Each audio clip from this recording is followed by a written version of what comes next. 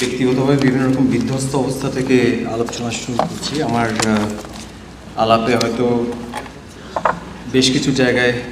লুপোলস থাকবে। শারীরিকভাবে এই মুহূর্তে খুব স্ট্রং অবস্থায় নেই, কিন্তু তার চেয়ে বেশি যে সংকটের জায়গা সেটা হচ্ছে যে এইরকম একটা জটিল পরিস্থিতি যখন আমরা আমাদের দেশ এবং সমাজ যাচ্ছি, এরকম একটা ডিসকোর্সের মধ্যে দিয়ে যাচ্ছি, সেই রকম একটা সময়ে আমরা কেন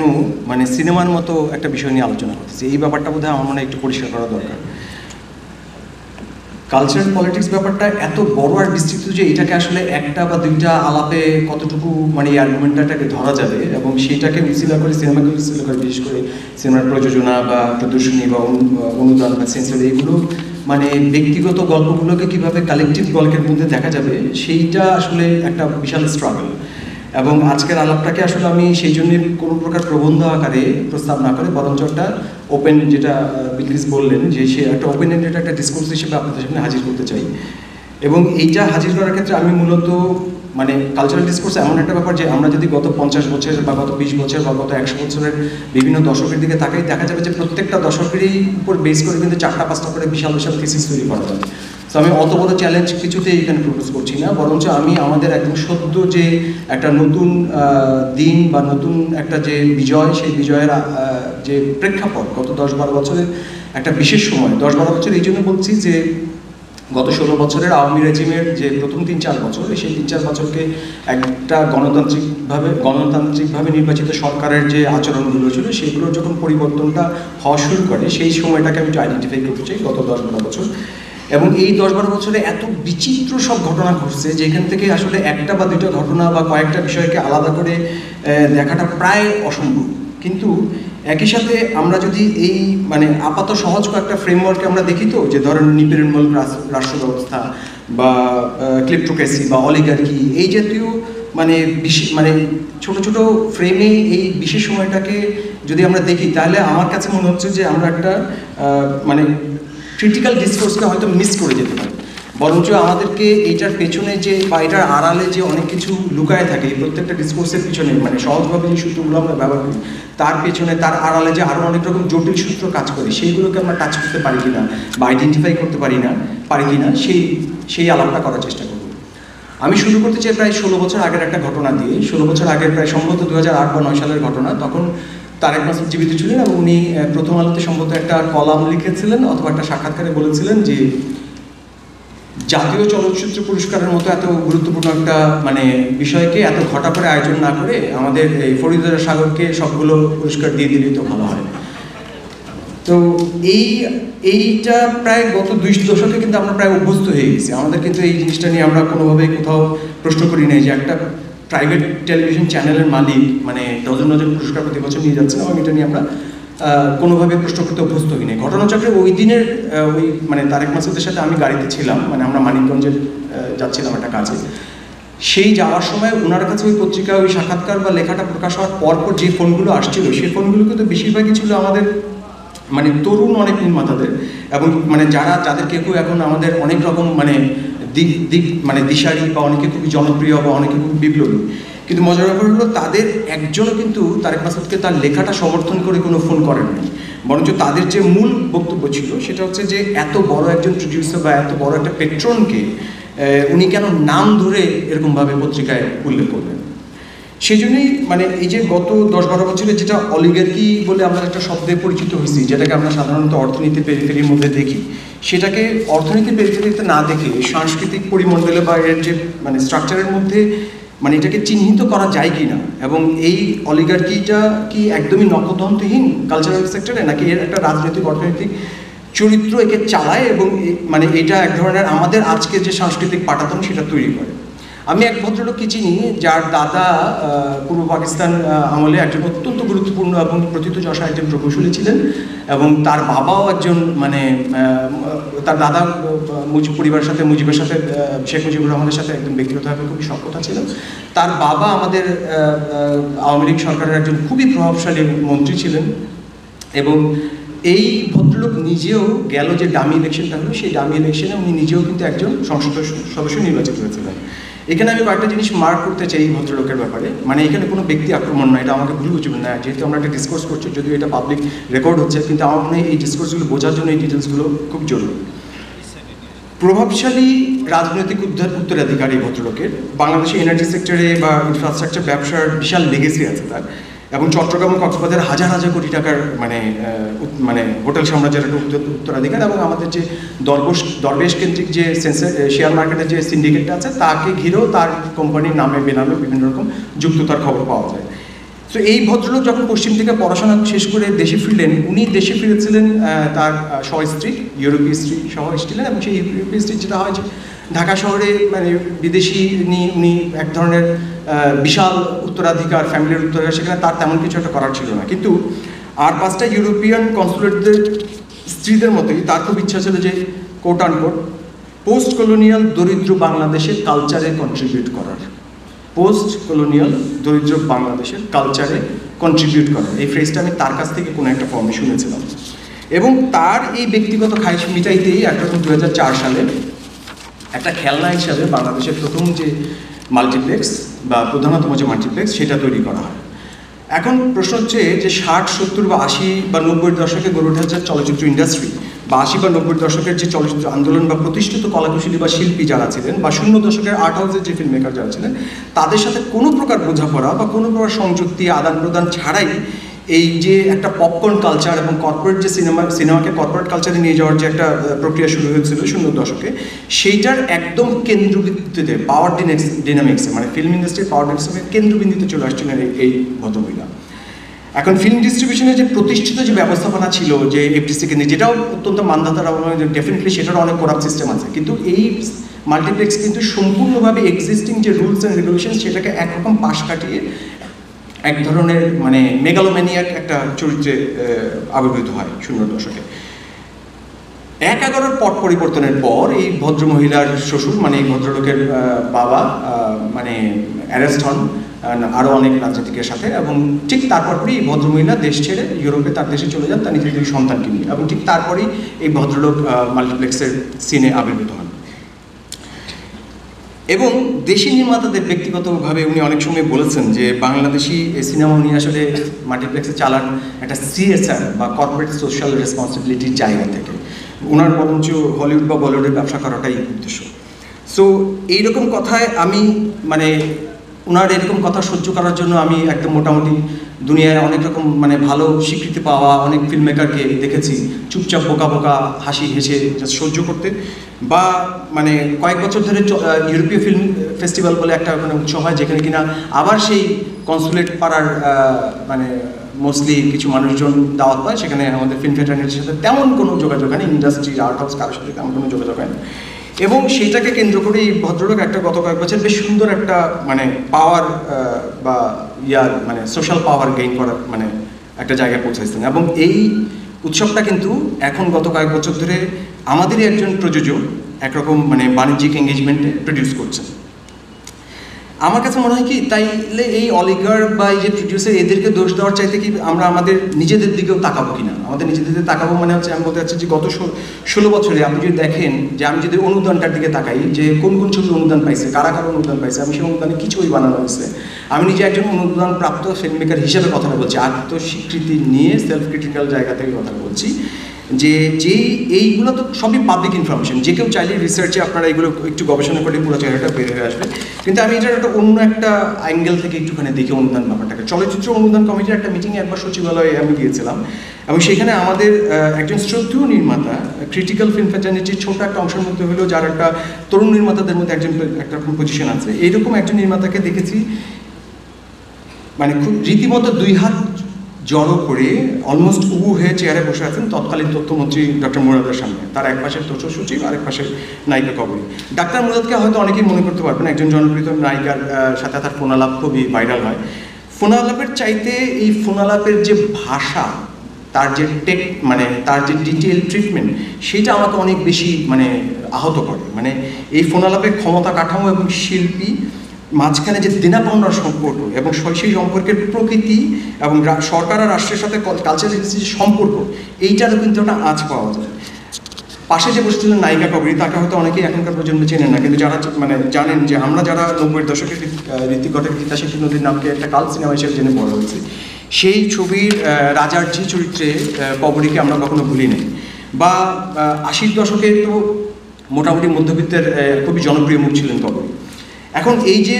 মানে জনতার অন্যতম প্রিয় মুখ বা জনতার এই প্রিয় মুখ থেকে আস্তে আস্তে যে ক্ষমতার প্রিয় মুখে রূপান্তরের যে প্রক্রিয়া, এটা কিন্তু গত 10 বছরে অন্যতম একটা কালচারাল ট্রেন্ড হিসাবে আমি আইডেন্টিফাই করতে চাই। এখন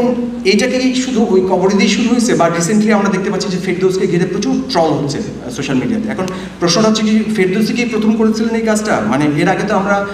বা ক্রিকেটার সাকিবকে নিয়ে এখন ভীষণ ট্রল হচ্ছে, কিন্তু এর অনেক আগে তো আমরা ক্যাপ্টেন মাশরাফিকে হারিয়েছিলাম, বা আমরা প্লট পদক বা পাওয়ারের লোভে আরও হারাইছিলাম ধরেন সুবর্ণ মোস্তফার মতো বা মমতাজের মতো অত্যন্ত গুণী এবং অত্যন্ত প্রিয় শিল্পীদের, আমার ভীষণ প্রিয় দুজন মানুষ।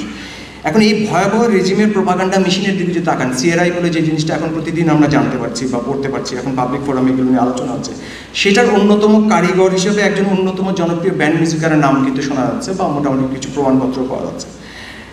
মুগ্ধর মতো ফ্রিল্যান্সাররা যখন জনতার এই মিছিলে গুলি খাচ্ছিল, মানুষ সেখানে ঠান্ডা পানি বিলায় বেড়াচ্ছিল, সেখানে কিন্তু আমরা দেখেছি যে আমাদের শিল্পীরা কীভাবে গরম পানি বিলানোর জন্য বিভিন্ন জায়গায় ইনস্টিগেট করছে। সো আমি এই পুরো প্রবণতাটাকে যদি একটু মানে থিওরিটিক্যালি দেখতে চাই, তাহলে অ্যাস্থেটাইজেশন অফ পলিটিক্স বা লুম্পেনাইজেশন অফ কালচার বা ভ্যান্ডালাইজেশন অফ সিনেমা, এই প্রস্তাবনায় আমি একটা প্রশ্ন করতে চাই যে গত 10 বছরের টেক্সট রিডিংয়ে কি এগুলোকে আলাদা করে দেখার কোনো সুযোগ আছে? মানে এটার একটা কি আরেকটাকে একভাবে বেনিফিটেড করে নাই, মানে এক ধরনের পাওয়ার দেয় নাই? এবং এই পাওয়ারটা কীভাবে দিয়েছে সেটা আমরা মানে একটা প্রাত্যহিক জায়গা থেকে বোঝার জন্য সাংবাদিকতার একটা ধারণা আমি আপনাদের সামনে একটু শেয়ার করতে চাই। সাংবাদিকতায় একটা ধারণা আছে, মানে এই ধারণাটা শুরু হয় সম্ভবত, আমি যদি ভুল না জেনে থাকি, তাহলে হচ্ছে মার্কিন যুক্তরাষ্ট্র যখন ইরাকে হামলা করে, তখন ইরাকের তারা তাদের নিজেদের প্রতিষ্ঠিত কিছু সাংবাদিককে নিয়ে যান, ইরাকে তাদের প্রতিষ্ঠিত সাংবাদিককে যুদ্ধক্ষেত্রে নিয়ে যান তাদের নিজেদের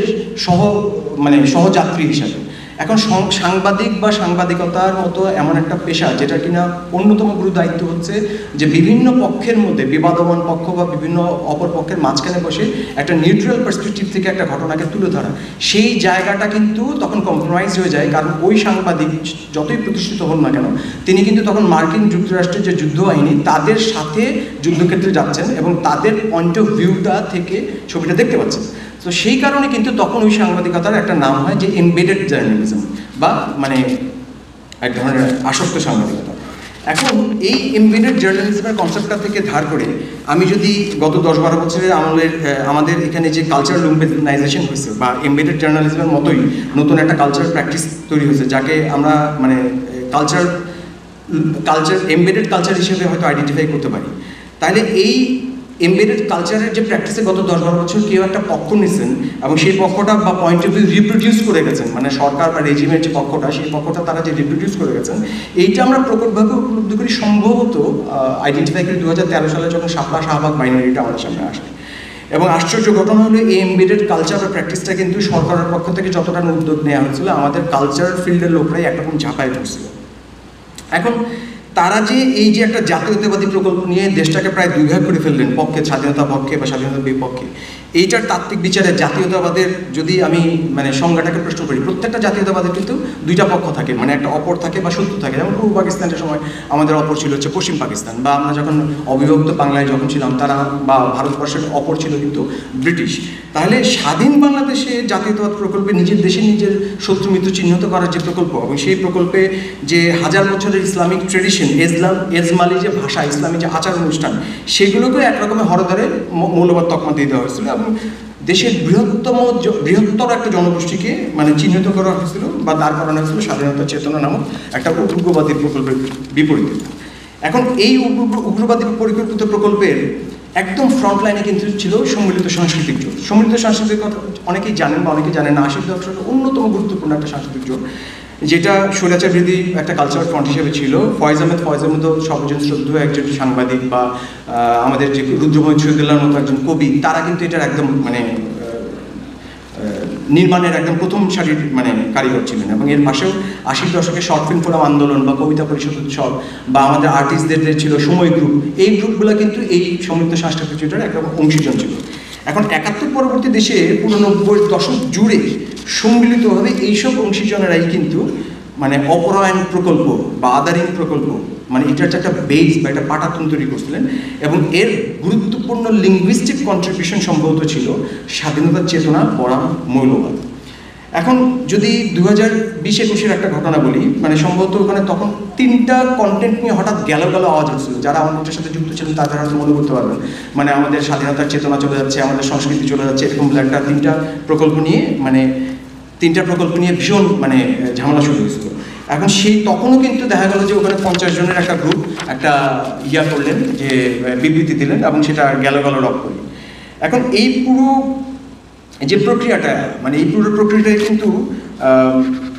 আমি একটু স্কিপ করে যাচ্ছি, আসলে আমাদের সময় অনেক কেটে দিতে হবে। আমি একটু স্কিপ করে বলি যে বইটি পড়ার সময় থেকেই মানে আমি কার্টুনিস্ট যে কিশোর তাকে ব্যক্তিগতভাবে চিনতাম। নজরুল ইসলাম হলে আমার পাশের রুমে নিয়মিত আসতো। নজরুল ইসলাম হলের স্বাধীনতা 50 বছরে যখন মুশতাক মারা গেলেন বা কার্টুনিস্ট কিশোরকে নির্যাতন করা হলো বা জেলে আটকে রাখা হলো, তখন আমি একটা কলাম লিখেছিলাম, একটি কবিতা কাক ও কবিদের সকাল বলে। সেই কলাম থেকে একটা উদ্ধৃত করি, সব দেশে সব সমাজেই অন্যায় হয়, এই কথাটা ইদানিং খুব শুনি, কিন্তু যেই সমাজে শিল্পী পৃথিবীরা সেই অন্যায়ের প্রতিবাদে সামিল হন না, সেই সমাজের অন্যায়ের ভাগ তাদের কাঁধেও এসে পড়ে। শিল্পীরা সমাজের চোখ, জাতির মনন, শিল্পীরা নীরব হয়ে গেলে ভাষা হারিয়ে ফেলে জাতি, রাষ্ট্র হারায় পথ, ভূমিকম্প আগে টের পাওয়ার কথা কাক, সমাজের ভয় আগে টের পাওয়ার কথা কবিদের। এটা লেখার পর মোটামুটি অনেকেই আমাকে ফোন করে প্রশ্ন করছিলেন যে তুমি তোমার পজিশন ক্লিয়ার করতেছো না, তুমি কি স্বাধীনতার পক্ষে না বিপক্ষে। এবং যারা ফোন করছিলেন তারা কিন্তু কোনো না কোনোভাবে আমাদের শিল্পী, নির্মাতা, সংস্কৃতিজন মানে বন্ধুজন। এখন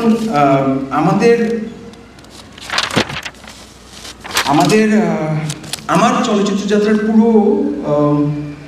গত 15 বছরের 10-12 বছরের পুরো সময়টাই কাটছে একটা অজানা ভয়কে ডিল করতে গিয়ে। আমি ধরেন ফোন করে কেউ বলে তুমি বিপদে পড়বা, এগুলো লেখো না, এই যে বিপদে পড়ার ভয়, এই ভয়টা ডিল করতে করতে কিন্তু আমি যে ছবিটা বানাইছি তার চেয়ে অনেক, যে ছবিগুলো আমি বানাই নাই তার জন্য কিন্তু আমার অনেক বেশি কষ্ট আছে। গত 15টা বছর আমাদের মতো মানে অনেক তরুণের কিন্তু একটা শ্রেষ্ঠ সময় জীবন থেকে চলে গেছে, কিন্তু এই পুরো সময়টাই আমরা এক ধরনের সেলফ সেন্সার্ড কাচের বাক্সের মধ্যে ছিলাম, এবং এই অদৃশ্য কাচের বাক্সের কারিগর কিন্তু এই সংস্কৃত জনরাই ছিলেন। তারাই কিন্তু আমাদেরকে এক ধরনের বাক্সের মধ্যে বন্ধ করে একটা ফ্র্যাঙ্কেনস্টাইনকে তৈরি করছিলেন, যাকে আমরা হাসিনা নামে চিনি। কিন্তু এই যে ফ্র্যাঙ্কেনস্টাইন এবং তার যে এজেন্সিগুলো তৈরি হয়েছিল, সেই এজেন্সিগুলো কিন্তু ছাপড়াচাত্তরই প্রকট হয়েছিল, কিন্তু আমরা হয়তো সেটা বিশ্বাস করি নাই, এবং এই কারণে সম্ভবত বিশ্বাস করি নাই যে ছাপড়াচাত্তরের যে জনগোষ্ঠী আক্রান্ত হয়েছিল, সেই জনগোষ্ঠী সম্ভবত আমাদের বাইনারি বিভাজনে মানুষ বা সম্পূর্ণ মানুষ হওয়ার মর্যাদা রাখেন না। এন্ডোর্সমেন্টের বিনিময়ে যারা প্লট পদবীর ব্যবসা করছেন তাদের লিস্ট তো মোটামুটি সরকারি লিস্টেই পাওয়া যায়, বা এখন যারা গরম পানি ঢালার কথা বলতেছেন, খেলাফাই বাংলার কথা বলতেছেন, তাদেরকে আশা করি আইনের আশ্রয় নেওয়া হবে। কিন্তু যারা এই টোটাল আদারিং প্রসেসে এথিক্যাল বা মরাল ফুয়েলিং করছেন, এবং তাদের এই পৈশাচিক সময়েও যারা এই বিভৎসতা থেকে চুপ করেছিলেন, তাদের কাছে আমার প্রশ্ন যে শিল্পের কাজ কি এন্ডোর্সমেন্ট নাকি ডিসকমফোর্ট? মানে আপনাদের তৈরি করা যে ফ্র্যাঞ্চাইজি এবং এজেন্সি যে হাজার মানুষ হত্যা করলো, তার রক্ত কি আপনাদের বা আমাদের হাতেও লেগে নাই, নাকি লাগছে বলেই আমরা এই অস্বীকার করার একটা রাজনীতির মধ্যে এখন নতুন করে আবার ঢুকে পড়তেছি? কালচার পলিটিক্সে এই একই প্রশ্ন যদি সিনেমার উচিলাই করি, তাহলে কোনো বিপক্ষ না নিয়ে সিনেমা কী করতে পারতো এটা যদি জিজ্ঞাসা করি, তাহলে সিনেমার বেসিক সংজ্ঞা আমি ফেরত যেতে চাই। সিনেমার বেসিক সংজ্ঞা যদি দেখি সামাজিক ইতিহাসের অডিও ভিজুয়াল দলিল বা মেমোরি অফ এ নেশন, তাহলে গত 1 দশকে আমরা কি একটাও ছবি মনে করতে পারবো যে ছবিটা এই 1 দশকে আমার জনপদে আমার সময়ের গল্প বলছে? আমি অন্তত মনে করতে পারি না। এই কথাটা কিন্তু শুধু সিনেমার ক্ষেত্রে প্রযোজ্য না, এই কথাটা গত এক যুগে ঢাকার গ্যালারিগুলোতে যদি যাইতাম তখন দেখতে, গ্যালারির ছবি দেখলে মনে হতো যে গুগলে এক্সিবিশন কথাটা লিখে সার্চ দিলে যে ছবিগুলো দেখা যাবে, ঢাকার গ্যালারি কিন্তু ওইগুলি এক্সিবিট করছে। বা শিল্পকলা একাডেমিতে গেলে দেখা যায় যে একজনকে নবী বানানো হয়েছে, এবং সেই নবীর মাধ্যমে 50 বছর ধরে একটা ডিস্টোপিয়ান সিটির মধ্যে আমরা বোধহয় বসে আছি। সো এই যে জাতি হিসেবে আজকে আমরা যে ট্রমার মধ্যে দিয়ে যাচ্ছি, তার সুযোগ সন্ধান করা এটা কি আসলে শিল্পের কাজ ছিল না বা লক্ষ্য হওয়া উচিত ছিল না? যে সিনেমাগুলো আমরা বানাইতে পারি নাই, যে ছবিগুলো আমরা আঁকতে পারি নাই, যে গানগুলো আমরা সেলফ সেন্টার হয়ে গেছি, বা যেই এক্সিবিশনগুলো আমরা বাতিল করে ফেলছি, তার খতিয়ান নেওয়ার সময় এখনই। বিভাজনের রাজনীতি থেকে আমাদের প্রশ্ন করা উচিত যে আমরা কি নতুন করে আবার বিভাজনের ট্র্যাপে পড়তেছি, নাকি আমরা এইটা প্রশ্ন করতে চাই art is a social contract, সেই সোশ্যাল কন্ট্রাক্টে শিল্পী বা শিল্প বা সিনেমা শিল্প হিসাবে কোন জায়গায় গিয়ে দাঁড়াবে? এখন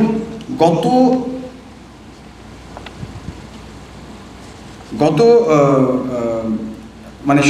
1857 থেকে এই বিভাজনের 1857 থেকে আমি মনে করি 2013 পর্যন্ত প্রায় 150 বছরের এই বিভাজনের অনেকগুলো পলিটিক্যাল মানে ইশারা আছে, এবং এই 1947 বা 1971 যে মানুষের আকাঙ্ক্ষা ছিল, 1947-এও কিন্তু মানুষ এটাকে নতুন দেশ হিসেবে সেলিব্রেট করছিল। সেই সেলিব্রেশন বা সেই আকাঙ্ক্ষা সেই সময় শিল্পীরা করতে পারছেন আমি জানি না, কিন্তু আমরা যে যারা পারেন নাই তারা ডেফিনেটলি খারিজ হয়ে গেছে। এবং 2024-এ আবার একটা নতুন সুযোগ আসছে এই কালচারাল পলিটিক্স বা এই জনপরিসরে।